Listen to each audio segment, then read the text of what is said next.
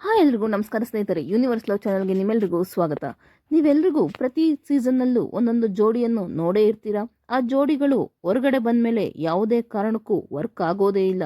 Big boss ಅನ್ನೋ ಒಂದು ಶೋನಲ್ಲಿ ಬಂದ ಜೋಡಿಗಳು 3 ತಿಂಗಳು ಒಂದೇ ಮನೆಯಲ್ಲಿ ಇರುವ ಕಾರಣ ಒಂದು ಹೆಣ್ಣು ಮತ್ತು ಗಂಡು ನಡುವೆ ಸ್ನೇಹ ಪ್ರೀತಿ ಅನ್ನೋದು ಹಾಗೇ ಆಗುತ್ತೆ.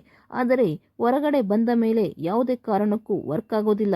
ಯಾಕಂದರೆ ಅವರಿಗೆ ಹೊರಗಡೆ ಬಂದ ಮೇಲೆ ಹೊರಗಡೆ ಪ್ರಪಂಚನೇ ಬೇರೆ ರೀತಿ ಇರುತ್ತೆ. ಅದಲ್ಲದೆ ಹೊರಗಡೆ ಕೂಡ ಗರ್ಲ್ ಫ್ರೆಂಡ್ ಅಥವಾ ಬಾಯ್ ಫ್ರೆಂಡ್ ಇರಬಹುದು, ಅಥವಾ ಅವರ ತಂದೆ ತಾಯಿ ಒಪ್ಪದಿರುವುದು, ಅಥವಾ ಹೊರಗಡೆ ಬಂದ ಮೇಲೆ ಫ್ಯಾನ್ಸ್ಗಳು ನಿನಗೆ ಆ ಜೋಡಿ ಚೆನ್ನಾಗಿಲ್ಲ, ಅವಳು ನಿನಗೆ ಸೂಟ್ ಆಗಲ್ಲ, ಅಥವಾ ಅವನು ನಿನಗೆ ಸೂಟ್ ಆಗಲ್ಲ, ಈ ರೀತಿ ಎಲ್ಲ ಕಮೆಂಟ್ ಹಾಕೋದ್ರಿಂದ ಅವರು ಸ್ವಲ್ಪ ಮಾನಸಿಕವಾಗಿ ಒಬ್ಬರಿಗೊಬ್ಬರು ದೂರವಾಗ್ತಾರೆ. ಅದೇ ರೀತಿ ಬಿಗ್ ಬಾಸ್ ಸೀಸನ್ 12 2 ಜೋಡಿ ಇರುತ್ತೆ. ಜೋಡಿ ಅಂತ ಹೇಳೋದಕ್ಕಾಗೋದಿಲ್ಲ, ಫ್ರೆಂಡ್ಸ್ ಅಂತಾನೆ ತಗೊಳ್ಳೋಣ. ಒಂದು ಕಾವ್ಯ ಹಾಗೂ ಗಿಲ್ಲಿ ಜೋಡಿ, ಅದೇ ರೀತಿ ರಾಶಿಕಾ ಹಾಗೂ ಸೂರಜ್. ಮೊದಲಿಗೆ ಸ್ಟಾರ್ಟಿಂಗ್ನಲ್ಲಿ ಗಿಲ್ಲಿ ಹಾಗೆ ಕಾವ್ಯ ಜೋಡಿ ತುಂಬ ಐಪಲ್ಲಿರುತ್ತೆ. ನಂತರ 50 ಡೇಸ್ ಆದಮೇಲೆ ಸೂರಜ್ ರವರು ಎಂಟ್ರಿ ಕೊಡ್ತಾರೆ, ಲವರ್ ಬಾಯ್ ಆಗಿ ಅಥವಾ ತುಂಬ ರೊಮ್ಯಾಂಟಿಕ್ ಆಗಿ ಎಂಟ್ರಿ ಕೊಡ್ತಾರೆ. ಬಿಗ್ ಬಾಸ್ ರವರು ನಿನಗೆ ಈ ಸೀಸನ್ನಲ್ಲಿ ತುಂಬ ಇಷ್ಟವಾದ ಹುಡುಗಿ ಯಾರು ಅಂತ ಕೇಳಿದಾಗ ಸೂರಜ್ ರವರು ರಾಶಿಕಾರವರನ್ನು ಆಯ್ಕೆ ಮಾಡ್ತಾರೆ. ನಂತರ ಸ್ವಲ್ಪ ಸ್ವಲ್ಪವೇ ಚೆನ್ನಾಗಿ ಮಾತನಾಡಿಸಲು ಸ್ಟಾರ್ಟ್ ಮಾಡ್ತಾರೆ, ಫ್ರೆಂಡ್ಸ್ ಆಗ್ತಾರೆ.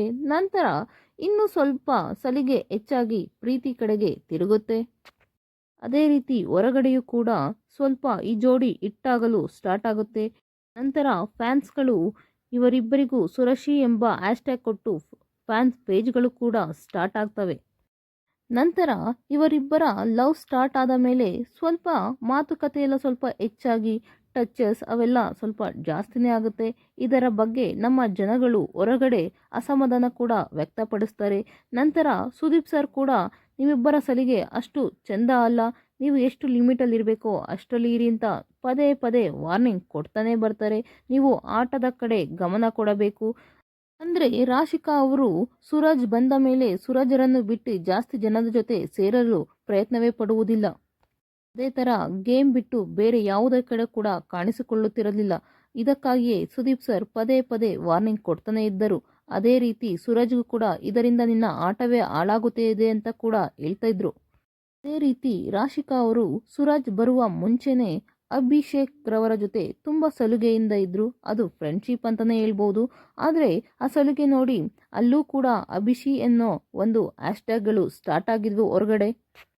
ಸೂರಜ್ ಬಂದ ಮೇಲೆ ರಾಶಿಕಾನ ಮಾತನಾಡಿಸುವುದೇ ಬಿಟ್ಬಿಟ್ರು ಅಭಿಷೇಕ್ ರವರು. ಅಭಿಷೇಕ್ ರವರಿಗೆ ರಾಶಿಕಾ ಕಂಡ್ರೆ ಇಷ್ಟ ಇತ್ತು, ಹೇಳುವ ಮನಸ್ಸಿದ್ದರೂ ಕೂಡ ಹೇಳಲಾಗುತ್ತಿರಲಿಲ್ಲ. ಯಾಕೆಂದರೆ ರಾಶಿಕಾ ಸೂರಜ್ ಜೊತೆ ಅಷ್ಟು ಕ್ಲೋಸ್ ಆಗಿದ್ರು. ಸೂರಜ್ ಕಂಡ್ರೆ ಅಭಿಷೇಕ್ಗೆ ಆಗ್ತಾನೇ ಇರಲಿಲ್ಲ. ಅವ್ರನ್ನ ಕಂಡ್ರೆ ಸಿಕ್ಕಾಪಟ್ಟೆ ದ್ವೇಷ ಮಾಡಲು ಸ್ಟಾರ್ಟ್ ಮಾಡ್ತಿದ್ರು. ಅವ್ರನ್ನ ಕಂಡ್ರೆ ಗೇಮಲ್ಲೂ ಕೂಡ ಹಾಗೆ ಮಾಡ್ತಾಯಿದ್ರು. ಒಟ್ಟಿನಲ್ಲಿ ಸೂರಜ್ನ ಅತಿ ಹೆಚ್ಚು ಅಭಿಷೇಕ್ ರವರು ಕೂಡ ಮಾತನಾಡಿಸ್ತಿರ್ಲಿಲ್ಲ. ಆಗೋ ಈಗೋ ಬಿಗ್ ಬಾಸ್ ಎಲ್ಲ ಮುಗೀತು. ಆದರೆ ಹೊರಗಡೆ ಬಂದಿದ ತಕ್ಷಣ ಸೂರಜ್ ರವರು ಸಿಕ್ಕಾಪಟ್ಟೆ ಬ್ಯುಸಿಯಾಗಿ ಹೋಗ್ತಾರೆ. ಏನಂದರೆ ಹೊರಗಡೆ ಬಂದಿದ ತಕ್ಷಣವೇ ಅವ್ರಿಗೆ ಕಲರ್ಸ್ ಕನ್ನಡದಲ್ಲೇ ಪವಿತ್ರ ಬಂಧನ ಎಂಬ ಸೀರಿಯಲ್ ಸಿಕ್ಕಿಬಿಡುತ್ತೆ. ರಾಶಿಕಾ ಅವರು ಫಿಲ್ಮ್ಗಳಲ್ಲಿ ಅವರು ಕೂಡ ಬ್ಯುಸಿಯಾಗಿದ್ದಾರೆ. ಬಟ್ ಸೂರಜ್ ರವರಷ್ಟು ಬ್ಯುಸಿ ಇಲ್ಲದಿದ್ದರೂ ಕೂಡ ಅವರು ಅಲ್ಪ ಸ್ವಲ್ಪ ಪ್ರಮೋಷನ್ಗಳು, ದೇವಸ್ಥಾನ ಅಲ್ಲಿ ಇಲ್ಲಿ ಭೇಟಿ ಕೊಡ್ತಿದ್ರು. ಬಿಗ್ ಬಾಸಿಂದ ಆಚೆ ಬಂದರೂ ಕೂಡ ತುಂಬ ದಿನಗಳಾದರೂ ಇವರಿಬ್ಬರು ಜೊತೆಗೆ ಕಾಣಿಸಲೇ ಇಲ್ಲ. ಸ್ವಲ್ಪ ತಿಂಗಳುಗಳ ನಂತರ ಶ್ರೀ ಸಾಯಿ ಗೋಲ್ಡ್ ಪ್ಯಾಲೇಸ್ಗೆ ಇಬ್ಬರು ಕೂಡ ಪ್ರಮೋಷನ್ಗೆ ಜೋಡಿಯಾಗೆ ಬರ್ತಾರೆ. ಜೋಡಿಯಾಗೆ ಪ್ರಮೋಷನ್ ಕೂಡ ಮಾಡ್ತಾರೆ.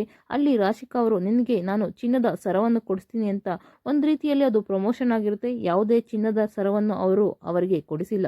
ಅದಾದ ನಂತರ ಹೋಳಿ ಇವೆಂಟ್ ಹಾಗೆ ಸೀರೆ ಸಂತೆ ಈ 3-4 ಪ್ರಮೋಷನ್ಗಳಲ್ಲಿ ಮಾತ್ರ ಅವರು ಕಾಣಿಸಿಕೊಂಡಿದ್ದು. ಜಸ್ಟ್ ಪ್ರಮೋಷನ್ ಮಾಡೋದಕ್ಕಷ್ಟೇ ಇವರಿಬ್ಬರು ಜೋಡಿಯಾಗಿ ಬಂದಿದ್ದು. ನಂತರ ಇವರಿಬ್ಬರು ಎಲ್ಲೂ ಸಪರೇಟ್ ಆಗಿ ಕಾಣಿಸಿಕೊಂಡಿದ್ದೇ ಇಲ್ಲ. ನಂತರ ಇಬ್ಬರು ಕೂಡ ಒಂದೊಂದು ಪೋಸ್ಟ್ ಹಾಕ್ತಾರೆ ಇನ್ಸ್ಟಾಗ್ರಾಮ್ ಸ್ಟೋರಿನಲ್ಲಿ. ರಾಶಿಕಾ ಅವರು ಅವರ ಇನ್ಸ್ಟಾಗ್ರಾಮ್ ಸ್ಟೋರಿಯಲ್ಲಿ ಹಾಕ್ತಾರೆ, ಪ್ರತಿ ವ್ಯಕ್ತಿಯಲ್ಲೂ ತಪ್ಪುಗಳು ಇರುತ್ತವೆ, ಒಳ್ಳೆಯದು ಇರುತ್ತದೆ, ನಾವು ಯಾವುದನ್ನು ನೋಡುತ್ತೇವೆ ಅನ್ನೋದು ಮುಖ್ಯ ಎಂದು ಇನ್ಸ್ಟಾಗ್ರಾಮ್ ಸ್ಟೋರಿಯಲ್ಲಿ ರಾಶಿಕಾ ಅವರು ಹಾಕಿದ್ರೆ, ಇನ್ನೊಂದು ಕಡೆ ಸೂರಜ್ ರವರು ತಮ್ಮ Instagram ಸ್ಟೋರಿಯಲ್ಲಿ 2 words changed my life, nobody cares, nobody is cooking at you, you are in control, so go do the thing ಅಂತ ಇನ್ಸ್ಟಾಗ್ರಾಮ್ ಸ್ಟೋರಿಯಲ್ಲಿ ಹಾಕೊಂಡಿದ್ದಾರೆ. ಅಂದರೆ ಇಬ್ಬರ ನಡುವೆಯೂ ಏನೋ ಒಂದು ವಾದವಿವಾದ ಅಂತೂ ಆಗಿರೋದಂತೂ ಸತ್ಯ. ಅದಾದ ನಂತರ ಒಬ್ಬರಿಗೊಬ್ಬರು ಕೂಡ ಇನ್ಸ್ಟಾಗ್ರಾಮ್ನಲ್ಲಿ ಅನ್ಫಾಲೋ ಮಾಡ್ತಾರೆ. ಅಲ್ಲಿಗೆ ಕ್ಲಿಯರ್ ಕಟ್ ಆಯಿತು. ಇತ್ತೀಚೆಗೆ ಅದೊಂದು ಟ್ರೆಂಡ್ ಆಗಿಬಿಟ್ಟಿದೆ. ಒಬ್ರನ್ನೊಬ್ರು ಬ್ರೇಕಪ್ ಮಾಡ್ಕೊಂಡಿದ್ದಾರೆ ಅಂದರೆ ಇನ್ಸ್ಟಾಗ್ರಾಮ್ನಲ್ಲಿ ಮೊದಲು ಅನ್ಫಾಲೋ ಮಾಡ್ತಾರೆ. ಇವರು ಅನ್ಫಾಲೋ ಮಾಡಿದ್ದಾರೆ ಅಂದರೆ ನಾವು ತಿಳ್ಕೋಬೇಕು ಇವರಿಬ್ಬರ ನಡುವೆ ಬ್ರೇಕಪ್ ಆಗಿದೆ ಅಂತ. ಈಗ ಇವರಿಬ್ಬರ ಬ್ರೇಕಪ್ಗೆ ನಿಜವಾಗಿಯೂ ಕಾರಣ ಏನು ಅಂತ ನಿಮಗೆ ಗೊತ್ತಾ? ನನಗೆ ಅನಿಸಿದ ಪ್ರಕಾರ ರಾಶಿಕಾ ಅವರು ಹೊರಗಡೆ ಬಂದ ಮೇಲೆ, ಅಂದರೆ ಬಿಗ್ ಬಾಸಿಂದ ಹೊರಗಡೆ ಬಂದ ಮೇಲೆ ಸುರಾಜ್ನ ಭೇಟಿ ಮಾಡೋದಕ್ಕಿಂತ ಅಭಿಷೇಕ್ನ ಭೇಟಿ ಮಾಡಿದ್ದೇ ಜಾಸ್ತಿ ರಾಶಿಕಾ ಅವರು. ಅದಕ್ಕಾಗಿಯೇ ಇವರಿಬ್ಬರ ನಡುವೆ ಒಂದು ವಿವಾದಗಳು ನಡೆದಿದೆ. ಯಾಕೆಂದರೆ ಸುರಾಜ್ಗೆ ಅಭಿಷೇಕ್ನ ಕಂಡ್ರೆ ಆಗ್ತಿರ್ಲಿಲ್ಲ, ಅಭಿಷೇಕ್ಗೆ ಸುರಾಜ್ನ ಕಂಡ್ರೆ ಆಗ್ತಿರ್ಲಿಲ್ಲ. ಅದು ರಾಶಿಕಾ ವಿಷಯವಾಗಿಯೇ.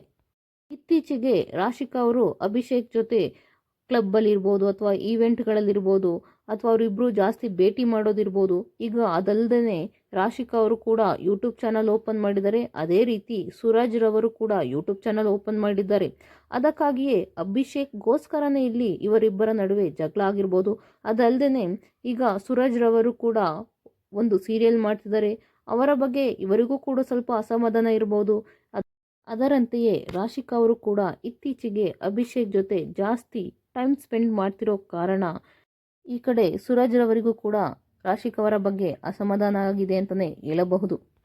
ನನ್ನ ಪ್ರಕಾರ ಇಲ್ಲಿ ಇಬ್ಬರು ಕೂಡ ಯೋಚನೆ ಮಾಡಿನೇ ಡಿಸೈಡ್ ಮಾಡ್ಕೊಂಡಿದ್ದಾರೆ. ಅಂದರೆ ಇವರಿಬ್ಬರೇ ಅಲ್ಲ, ಬಿಗ್ ಬಾಸ್ನಿಂದ ಹೊರಗಡೆ ಬಂದ ಎಷ್ಟೋ ಜೋಡಿಗಳು ಕೂಡ ಇದೇ ರೀತಿ ಫೇಲ್ ಆಗಿದ್ದಾರೆ. ನಿಮ್ಮ ಪ್ರಕಾರ ಯಾರಿಗೆ ನಿಮ್ಮ ಸಪೋರ್ಟ್ ಅಂತ ದಯವಿಟ್ಟು ಕಮೆಂಟ್ ಬಾಕ್ಸ್ನಲ್ಲಿ ಕಮೆಂಟ್ ಮಾಡಿ. ನಿಮ್ಮ ಪ್ರಕಾರ ಅಭಿಷೇಕ್ ಹಾಗೂ ರಾಶಿಕಾ ಫ್ರೆಂಡ್ಶಿಪ್ ಚೆನ್ನಾಗಿದೆಯಾ ಅಥವಾ ಜೋಡಿ ಚೆನ್ನಾಗಿದೆಯಾ, ಅಥವಾ ರಾಶಿಕಾ ಹಾಗೂ ಸುರಾಜ್ ರವರ ಜೋಡಿ ಹಾಗೂ ಫ್ರೆಂಡ್ಶಿಪ್ ಚೆನ್ನಾಗಿದೆಯಾ ಅಂತ ದಯವಿಟ್ಟು ಕಮೆಂಟ್ ಬಾಕ್ಸ್ನಲ್ಲಿ ಕಮೆಂಟ್ ಮಾಡಿ. ಪೂರ್ತಿ ವಿಡಿಯೋ ನೋಡಿದ್ದಕ್ಕಾಗಿ ಧನ್ಯವಾದಗಳು. Thank you.